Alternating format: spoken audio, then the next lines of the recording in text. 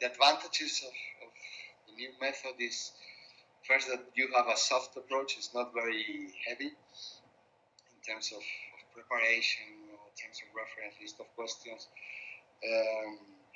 You have instant results. I mean, the final day of the seminar, you can already see what the results are. This is not very common in our normal way of operation, at least not with other evaluations.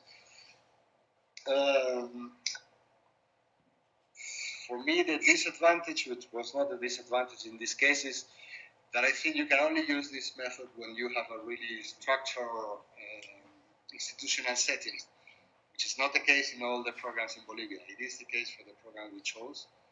But with other ministries, it would have been more difficult to gather everybody together and manage to do everything that we did with the drugs program.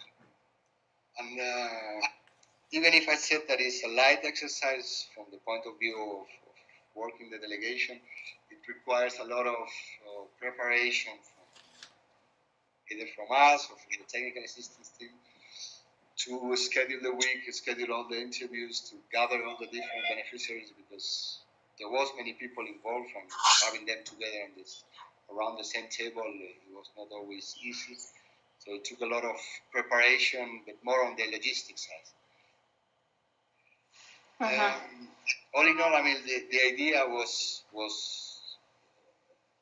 as Mari Carmen knows, we had long discussions about the capacity building programs in Bolivia, with our headquarters, with our geographical services. And so we wanted to have someone that could prove whether what we were doing made sense or did not make sense. In that sense, we were enthusiastic to go into this exercise, and the exercise was very useful for us. Most of the exercise was done through interviews with the different stakeholders, the beneficiaries, staff in the ministries, the delegation itself. And they were using co-coaching throughout the exercise. And there were 2 final seminars at the end to draw up the conclusions and try to make a roadmap for the future. Good thing is that these seminars included all stakeholders, delegation, beneficiaries, local authorities, ministries. So at the end, in the final seminar, which I attended most of it, you could draw up useful conclusions, see what parts had worked best, and which ones we could improve things. And everybody was aware of all the components of the program. So that was very useful for us, not only for the delegation, but for the national stakeholders as well.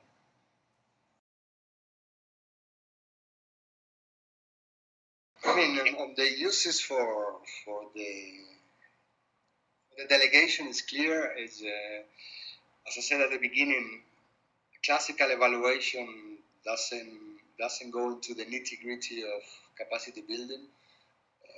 It's not the same looking at impact efficiency of a program in general, but really looking at what has been the capacity build in a program, what has been left in the ministry, what has been left in the persons, what has been left in terms of organizational capacities and structures in the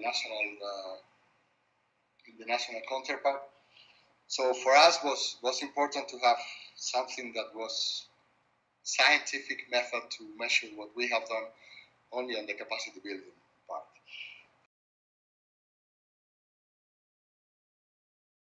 For the other stakeholders, I think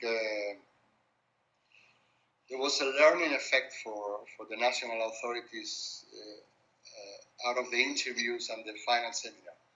They could see first how the organization has improved over these years, which is something that you don't necessarily realize in the day-to-day, but when you put it in the slides and you put it in a presentation and say, that was the situation 5 years ago that it is today, and this is what the organization was not doing 5 years ago and is doing today, that was a learning exercise for especially for the ministry, for the central authorities. Because in Bolivia you have a lot of rotation of staff, so many people was new and did not necessarily realize how was the situation 5 years ago. There was also how to say a learning process for the beneficiaries. They have realized all the things that the national ministry, that their local authorities have gone through over the years of this program, and how things have evolved for the benefit. And there was also a process of realizing on the beneficiaries how themselves have improved their organizational capacities through the efforts of the technical assistance part of this program.